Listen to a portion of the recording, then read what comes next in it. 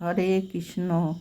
গোপুসোনা, তুমি আমার ঘরে এসেছো আলো করে, ঘর আলো করে, তাই তো? তোমাকে আমার শতকোটি ভালোবাসা আর প্রণাম, আর তোমার ভক্তদেরও আমার শতকোটি প্রণাম।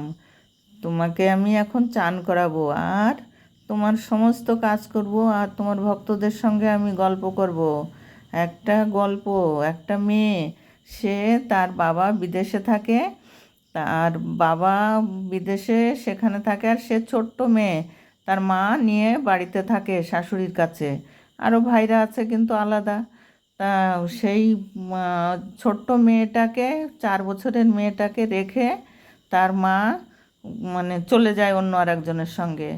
তখন চলে গেলে তার ঠাকুমা মেয়েটাকে লালন পালন করে বড় করেছে। বড় করলে এখন সে সে আবার, ওর মা আবার অন্য একজনের সঙ্গে যে সেখানে বিয়ে করেছে, তার আবার সেইখানেও পরপর 3টে মেয়ে হয়েছে। আর এদিকে এই মেয়েটা ঠাকুমার কাছে বড় হচ্ছে। তখন মেয়েটা কি করেছে, মেয়েটা আবার ঠাকুমার সঙ্গেও না বলে স্কুলে যাওয়ার নাম করে পালিয়ে আর একজনে, আমাদের গ্রামেই একটা ছেলের সঙ্গে পালিয়ে চলে এসছে। আসলে সে মেম্বারের বাড়িতে উঠেছে, বাড়িতে তুলবে না তার শ্বশুর শাশুড়ি, ছেলের মা বাবা। তখন মেম্বার কি করেছে, সে আবার আমাদের বাড়ি নিয়ে আসছে। আমাদের বাড়ি নিয়ে আসলে, নিয়ে এসে বলছে যে মেম্বার যে ছিল সে আমাদের দেওর হয়, আমার স্বামীকে বলছে যে দাদা, একটু এদের জায়গা দাও, আজকে রাতটার মতো, কালকে আমি বুঝিয়ে ওদের বাড়ি তুলে দেব। ঠিক আছে, আমাদের আলাদা একটা ঘর ছিল, সেই ঘরে থাকলো। তারপরে ওদের বাড়ি গেলে তখন ওর বাবা মা, ছেলেটার মা আবার সৎ মা, বলছে যে আমি কিছুতেই বাড়ি তুলব না। তারপরে তা যা হোক বলে ঠুলে বুঝিয়ে তারপরে বলল যে ঠিক আছে, তাহলে এইভাবে তো তোলা যায় না, তাহলে আমি এক কাজ করো, মন্দিরে নিয়ে ওই বিয়ে দিয়ে নিয়ে আসো। তখন ওরা বলল যে না, মন্দিরে না, ওনাদের বাড়ি বসেই তাহলে বিয়ে হোক। ওনারা যখন বাড়ি রেখেছে তাহলে আজকের দিনটাও থাক, রাত্রে বিয়ে দিয়ে তারপরে দেবে। তারপরে ওই মেম্বার এসে বলল ঠিক আছে, তাই হলো। তখন আমরা কি করব, ওই মেয়েটা আমাদের এসে পায়ে হাত দিয়ে নমস্কার করে মা ডাকলো, মা বাবা ডাকলো। তখন আমরা যা হোক মেনে নিলাম, আমাদের তো মেয়ে নেই, তাই আমরা ভাবলাম ঠিক আছে। তখন বাজারঘাট করে আমরা সেই রাত্রেই বিয়ে দিলাম, দিলে তারপরে বিয়ে দিয়ে ওরা ঘরে নিল আর কি। সেই মেয়ে এখন আমাদের চেনে না। এখন এত কিছু করলাম আমরা, এই করলাম, বিয়ে ঠিয়ে দিলাম, জায়গা দিলাম, বিয়ে দিলাম। তারপরে তা ভগবানের কাজ ভগবান করে, তার এ তো ভালোই আছে, সে যাই হোক, শ্বশুরবাড়ি আমাদের না মানুক, ভালো থাকুক, সেটাই আমরা চাই, সুখে সংসার করুক। আর ওদিকে ওর মারও তেমন বেশি বয়স না, অল্প বয়সে বিয়ে হয়েছিল, তাই এই প্রথম মেয়ে। আর পরপর যে মেয়েগুলো হয়েছে, সে মেয়েগুলো বড়টা একটু বড় হয়েছে, আরগুলো সব কোলেরটা 5 বছরের মেয়ে। এবার তার যে এই পরের স্বামী এই বর্ডারে কাজ করত, সেখান থেকে কোনো একটা কাজে গেছিলো কোথায়ও, সেখান থেকে ফেরার পথে অ্যাক্সিডেন্ট করে ব্রেনে লাগে, তারপরে তো কিছুদিন হসপিটাল থেকে সে মারা যায়। তাহলে কি হলো, এবার যে লোকটা বিদেশে প্রথম বিয়ে হয়েছিল, প্রথম স্বামী, সে বিদেশে থেকে কি দুঃখ তার, সে আর বিয়ে করেনি, এখনও সে বিয়ে করেনি। আর তুই তো বিয়ে করলি, বিয়ে করেও সংসার হলো না। এখন মা বাবা তো, ছেলে যখন নেই তখন তোর শ্বশুর শাশুড়ি কি মেনে নেবে? নেবে না। তাহলে আছিস এখনও, তাদের 3টে নাতনি আছে, সেই জন্যে হয়তো আছিস, কিন্তু পরবর্তীতে তো ভালো থাকবি না, দুঃখেই কাটবে। আর কাউকে দুঃখ দিলে নিজেরও দুঃখ পেতে হয়।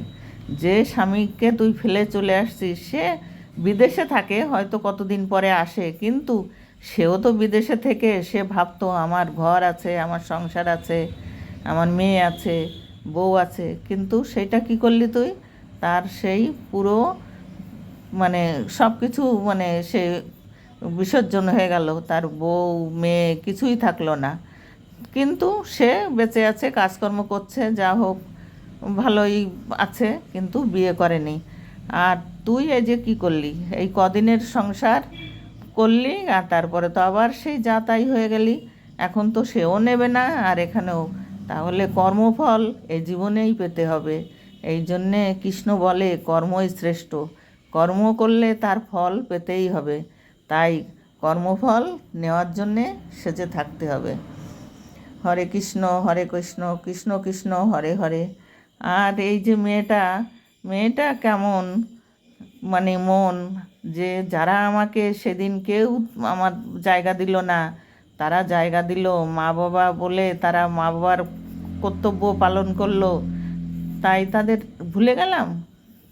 এই কাছের থেকে কাছে, তাই একটু আসে না আমাদের দেখতে, বা কোনো সময় আসে না আমাদের বাড়িতে। আমরা তবু এতদিনই করেছি, এখন আর ভালো লাগে না। যে কেন সে যদি জোর করে শুধু শুধু আমাদের করা, কর্তব্য পালন করা কি দরকার, সে যদি না করে পালন করে, তাই আর ভালো লাগে না। যা, তুই সুখে থাক, তোর কামনা করি তুই ভালো থাক, সুখে থাক, তোরে মঙ্গল করুক তোর মানে ঈশ্বর। হরে কৃষ্ণ কৃষ্ণ কৃষ্ণ হরে হরে। এই হচ্ছে মানুষের কর্তব্য, মানুষের মানে কর্ম। তাই তুমি ভালো রেখো, আমি সেটাই কামনা করছি। আর তোমার ভক্তদের বলো আমার শতকোটি অনুরোধ, শতকোটি প্রণাম, আমার ভিডিওটা দেখতে, ভিডিওটায় লাইক শেয়ার করতে, আর মানে কমেন্ট করতে, আমার ভিডিওটা যেন পুরোটা দেখে সেই অনুরোধ থাকলো। হরে কৃষ্ণ কৃষ্ণ কৃষ্ণ হরে হরে, হরে রাম রাম রাম হরে হরে, হরে রাম রাধা রাধা রাধা রাধা রাধা রাধা। হরে কৃষ্ণ কৃষ্ণ কৃষ্ণ হরে হরে, হরে রাম রাম রাম হরে হরে। তুমি সবাইকে ভালো রেখো গপু, তুমি সবাইকে ভালো রেখো। দুঃখ কষ্ট নিয়েই মানুষ, দুঃখের ভয়ে পালালে দুঃখ পিছন পিছন চলে যায়, দুঃখকে কোনো দিন। সে বলে যে কর্মফল মানে মরে যাওয়ার পরে পাবে, কিন্তু না, এই জন্মেই পেয়ে যেতে হবে। ওটা মানুষ একটা গল্প বানিয়েছে, কিন্তু সব ফল এই জন্মে, তুমি কর্ম এই জন্মে করবে, ফলও এই জন্মে পাবে। তাই সেই জন্যে কেউ খারাপ কর্ম করো না, ভালো কর্ম করো, ভালো থাকো, ঈশ্বর তোমাদের ভালো রাখবে। নমস্কার, শতকোটি নমস্কার, আবার কালকে দেখা হবে।